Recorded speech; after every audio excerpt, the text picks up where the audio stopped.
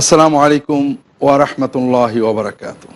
ইন্নাল হামদালিল্লাহ নাহমাদুহু ওয়া নাস্তাঈনুহু ওয়া নাস্তাগফিরুহ ওয়া নুসাল্লি ওয়া নুসাল্লিমু আলা সাইয়্যিদিল মুরসালিন নবিয়িনা মুহাম্মদ ইবনে আবদুল্লাহ ওয়া আলা আলিহি ওয়া আসহাবিহি আজমাইন।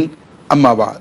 সম্মানিত দর্শক, আপনারা যারা পিস টিভি বাংলার দারসুস সুন্নাহ অনুষ্ঠানটি দেখছেন, সবাইকে আন্তরিক দোয়া ও স্বাগত জানিয়ে শুরু করছি আমাদের আজকের পর্ব। আমরা আলোচনা করছিলাম আল্লাহর জন্য ভালোবাসার মহাপুরস্কার। আমরা দেখলাম আল্লাহর জন্য ভালোবাসাই মূলত ঈমান, ঈমানের শক্তিশালী তমরজ্জু এবং ঈমানের পূর্ণতা। শুধু তাই নয়, আল্লাহর জন্য ভালোবাসার ভিতরে রয়েছে ঈমানের মজা। আসলে সব কিছুর মজা আছে। মজা না বুঝলে বিব্রত লাগে, বিরক্তি লাগে। খাওয়ার মজা যদি জিভেটা এমন হয় অসুস্থ হয়ে মজা লাগে না, খেতেও কষ্ট হয়। ঠিক ঈমানের মজা আছে, যে মজার সাথে আর কোনো কিছুরই তুলনা হয় না। আমরা ঈমানদার, আলহামদুলিল্লাহ। যারা দর্শক, আপনারা ঈমানদার। তবে অনেক সময় ঈমানের মজা না পাওয়াতে ঈমানের অনুভূতিটা আমাদের কাছে স্পষ্ট হয় না। আর ঈমানের মজা কিভাবে পাওয়া যাবে? আল্লাহ রসুল সাল্লাল্লাহু আলাইহি ওয়াসাল্লাম বললেন, বুখারী, মুসলিম, অন্যান্য কিতাবে সংকলিত সহিহ হাদিসে রাসূলুল্লাহ সাল্লাল্লাহু আলাইহি ওয়াসাল্লাম বলছেন, সালাসুম মান কুন্না ফীহি ওয়াজাদা বিহিন্না হালাওয়াতাল ঈমান, আয়াকুন আল্লাহ ওয়া রাসূলুহু আহাব্বা ইলাইহি মিম্মা সিওয়াহুমা, ওয়া আইয়ুহিব্বাল মার'a লা ইউহিব্বু ইল্লা লিল্লাহ, ওয়া আইয়াকরাহা আইয়াউদা ফিল কুফর কামা ইয়াকরাহু আইয়ুলকা ফিন নার। তিনটে বিষয় যদি কোনো মানুষ অর্জন করতে পারে, তাহলে সে ঈমানের মজা পাবে। প্রথম হলো, আল্লাহ এবং তার রাসূল তার কাছে বিশ্বের সব কিছু থেকে সবচেয়ে বেশি প্রিয় হবে। 2 নম্বর, কোনো মানুষকে ভালোবাসলে শুধু আল্লাহর জন্যই ভালোবাসবে, আল্লাহর জন্য ছাড়া তার হৃদয়ে কোনো ভালোবাসার স্থান থাকবে না। 3 নম্বর, ঈমান গ্রহণের পরে কুফরিতে ফিরে যাওয়াকে এত ঘৃণা করবে যে জীবন্ত আগুনে নিপতিত হওয়াকে যেমন অপছন্দ ঘৃণা করবে। সম্মানিত দর্শক, তাহলে ঈমানের যে মজা আছে, এটা অনুভব করতে গেলে প্রথমেই আল্লাহ এবং তার রাসূল সাল্লাল্লাহু আলাইহি ওয়াসাল্লামকে সর্বোচ্চ ভালোবাসতে হবে। আর এই ভালোবাসা অর্জন করলেই তো মানুষকে শুধু আল্লাহর জন্য, রাসূলুল্লাহ সাল্লাল্লাহু আলাইহি ওয়াসাল্লাম আপকাঠিতে ভালোবাসা যাবে। আর এইরকম ঈমান হলেই কুফরি আমাদের কাছে এত অপছন্দনীয় হবে যে কুফরির কল্পনায় আমাদের মনে আসবে না। আর তখনই আমরা সত্যিকারের ঈমান অর্জন করতে পারবো, ঈমানের মজা আমরা পেতে শুরু করে দেব। আর আল্লাহ এবং তার রাসূলকে ভালোবাসা এবং আল্লাহর জন্য ভালোবাসা, এর মজা কি, এর গুরুত্ব কি, অন্যান্য বিভিন্ন হাদিসে বলেছেন। এক হাদিসে রাসূলুল্লাহ সাল্লাল্লাহু আলাইহি ওয়াসাল্লাম বলছেন, সহিহ বুখারী মুসলিমের হাদিস, লা ইউমিনু আহাদুকুম হাত্তা আকুনা আহাব্বা ইলাইহি মিন ওয়ালিদিহি ওয়া ওয়ালাদিহি ওয়ান নাস আজমাইন। তোমাদের ঈমান আসবে না, হবে না, অর্থাৎ পরিপূর্ণতা লাভ পাবে না, যতক্ষণ না আমি মুহাম্মদ রাসূলুল্লাহ সাল্লাল্লাহু আলাইহি ওয়াসাল্লাম তার কাছে তার পিতা, মাতা, সন্তান এবং দুনিয়ার যত মানুষ আছে সবার চেয়ে বেশি প্রিয় না হবে।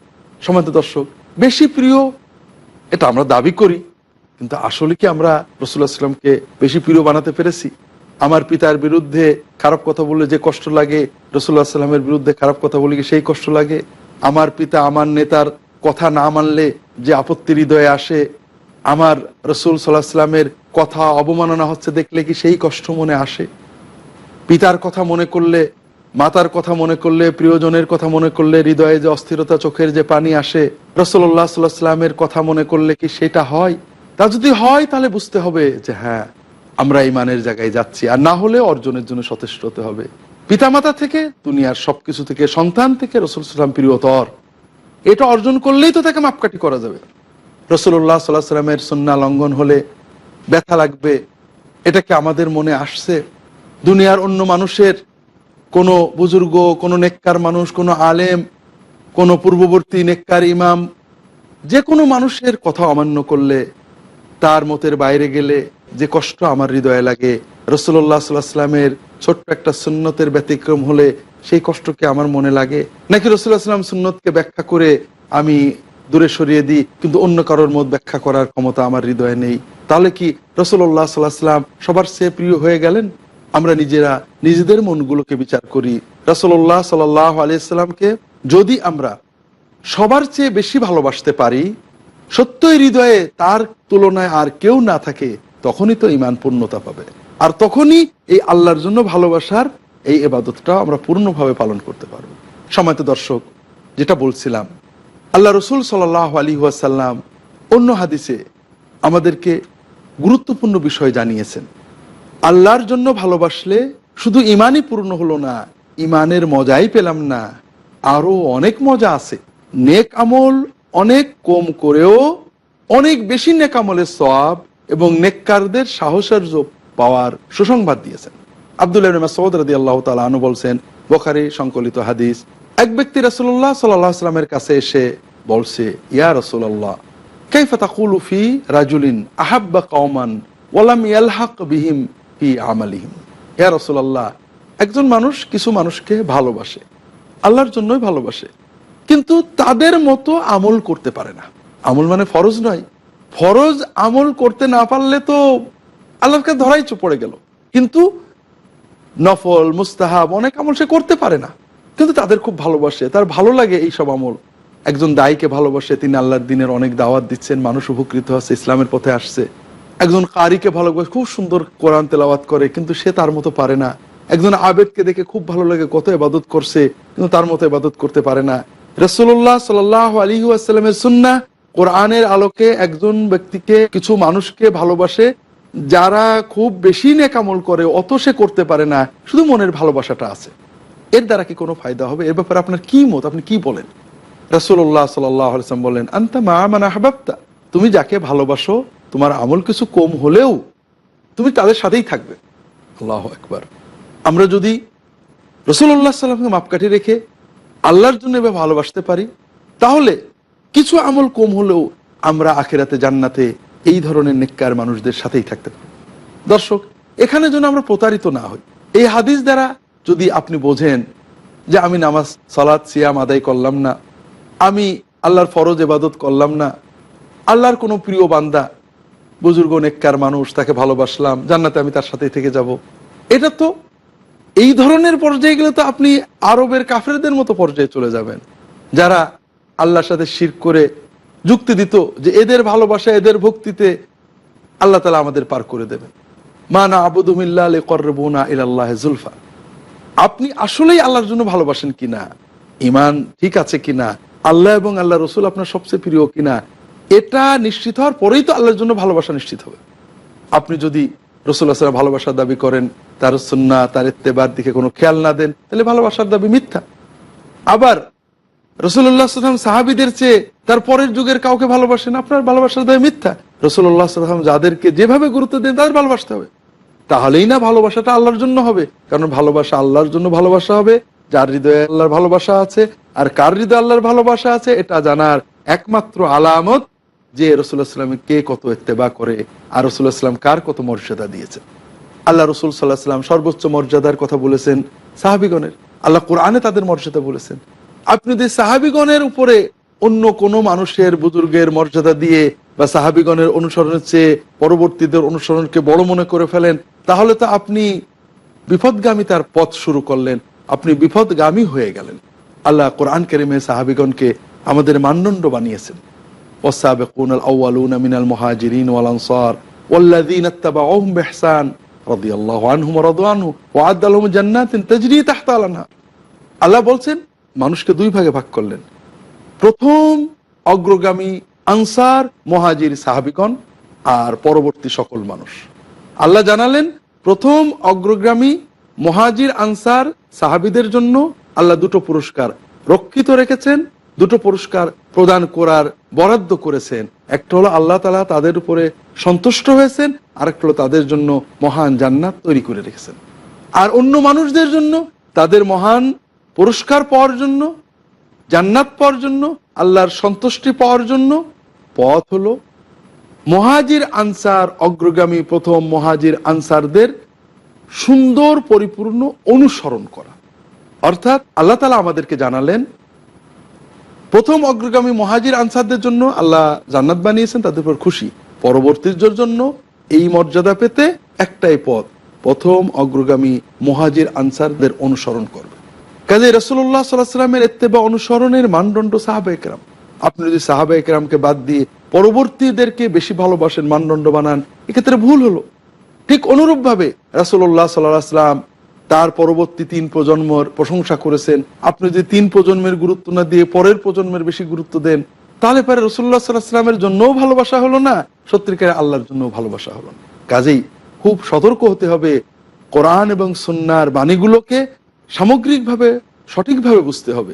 আল্লাহ রাসূল সাল্লাল্লাহু আলাইহি ওয়াসাল্লাম বললেন, যদি কোনো মানুষ অন্য কিছু মানুষকে ভালোবাসে আল্লাহর জন্য, অর্থাৎ তাদের কোরআন এবং সুন্নাহ নির্দেশিত নেক আমলের কারণে ভালোবাসে, নিজে অত ভালো আমল করতে পারে না, কিছু কমতি আছে, কিন্তু সেই ঈমান ইসলাম মেনে চলে, এমন কর্ম যদি করে যার জন্য কোরআনে আল্লাহ জাহান্নামের ঘোষণা দিয়েছেন, হাদিসে জাহান্নামের ঘটনায় কাবায়েরের ভিতরে লিপ্ত, মুবেকাতের ভিতরে লিপ্ত থাকে, তার তো এটা আশা করার কোনো সুযোগ নেই। তার মানে সে ভালোবাসেই না।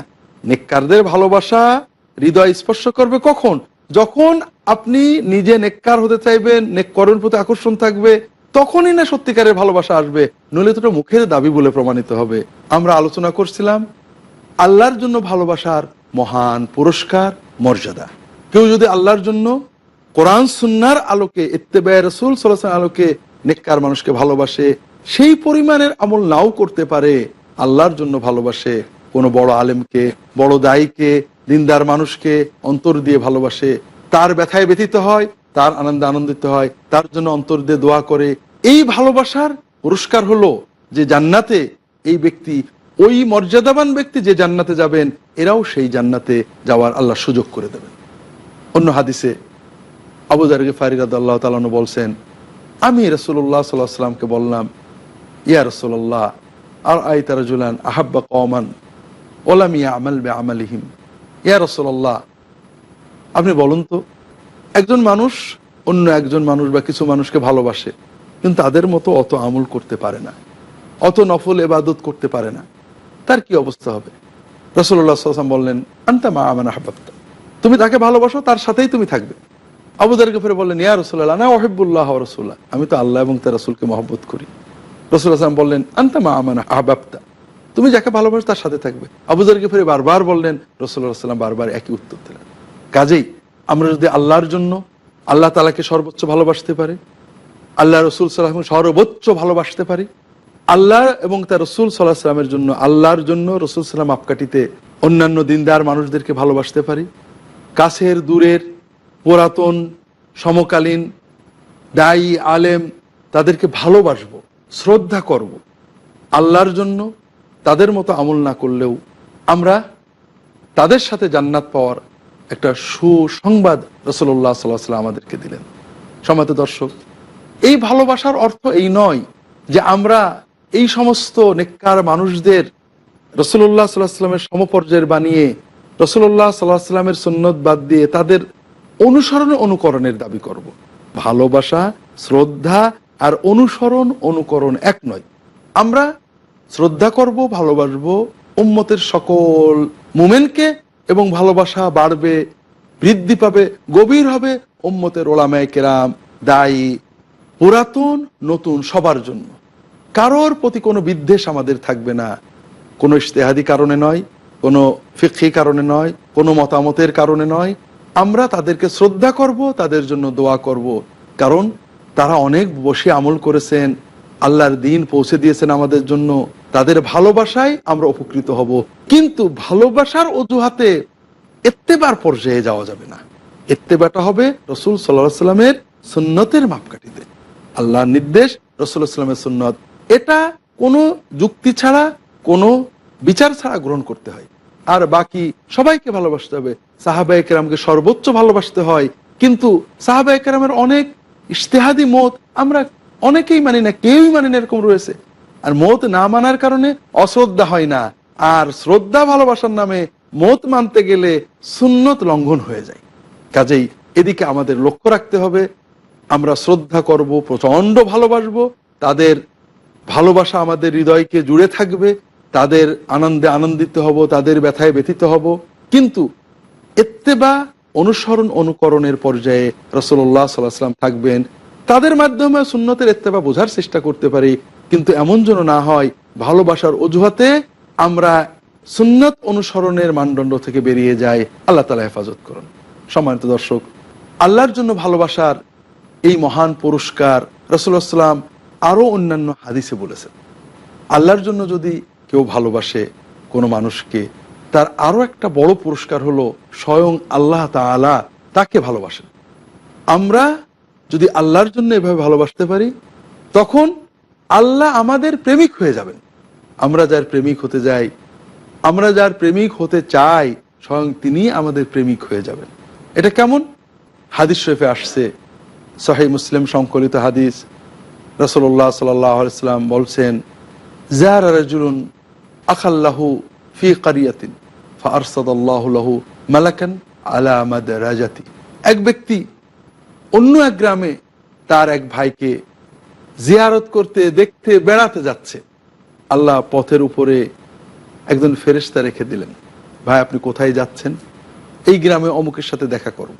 হাল্লাকা মিন নিয়ামাতিন আলিহি তারুব্বুহা, সে কি তোমার দুনিয়াতে কোনো উপকার করেছেন? তুমি তার সাথে কোনো জাগতিক সম্পর্ক আছে, ভালো মন্দ, যে জন্য তুমি তার কাছে যাচ্ছ? দুনিয়ার কোনো পাওয়া, দুনিয়ার কোনো আশা, দুনিয়ার কোনো নিয়ামত ইত্যাদি কারণে কি তুমি তার কাছে যাচ্ছ? ওই লোকটা বলল, না, ইন্নামা আনা উহিব্বুহু ফিল্লাহ, আমি আল্লাহর জন্য তাকে ভালো, দুনিয়ার কিছুই এখানে মাকসুদ না। তখন ওই ফেরেশতা বললেন, আনা রাসূলুল্লাহ ইলাইকা লিউবাল্লিগাকা আন্নাল্লাহ আহাব্বাকা কামা আহবাবতাহু ফীহি আও কামা জাআ ফিল হাদিস। ওই ফেরেশতাকে বললেন, শোনো, আমি আল্লাহর পক্ষ থেকে দূত হিসেবে তোমার কাছে এসেছি।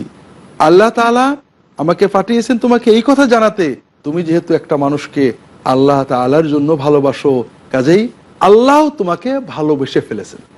সম্মানিত দর্শক, তাহলে আল্লাহর জন্য ভালোবাসা কাকে বলে?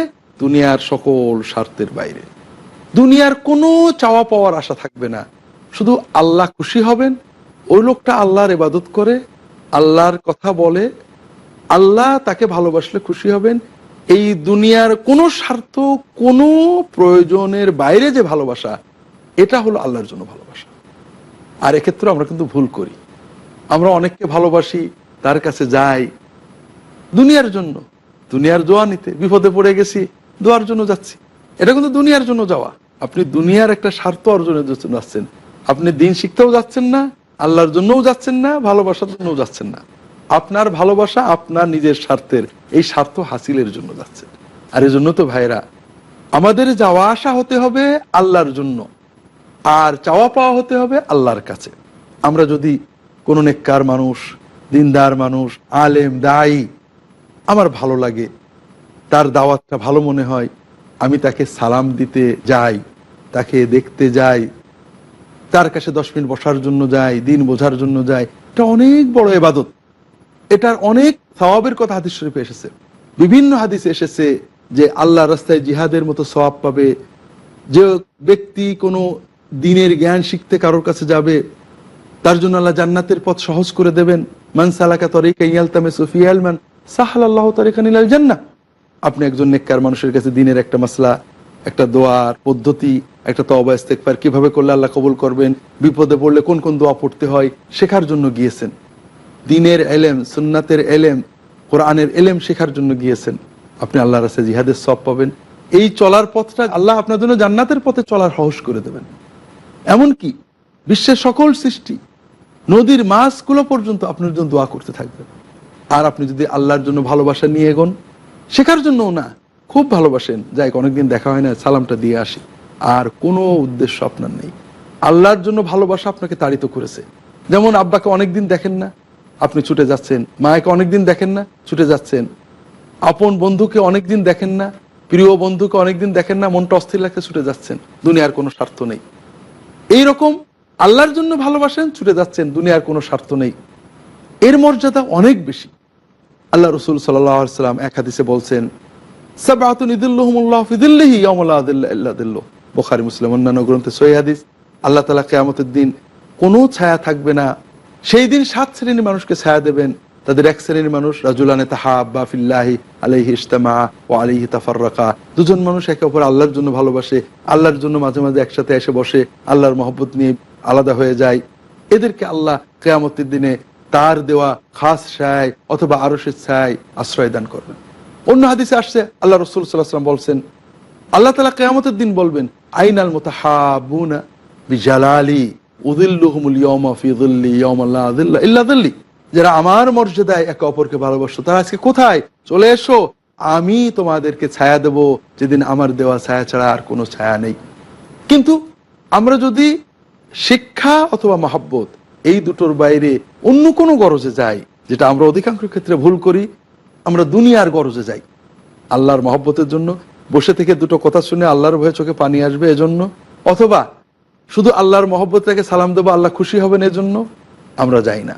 আমরা যাই, আমি বিপদে পড়েছি, বিপদ উদ্ধার করতে কখনো থানায় যাই, কখনো সামাজিক নেতাদের কাছে যাই, কখনো দিনদার মানুষের কাছে যাই।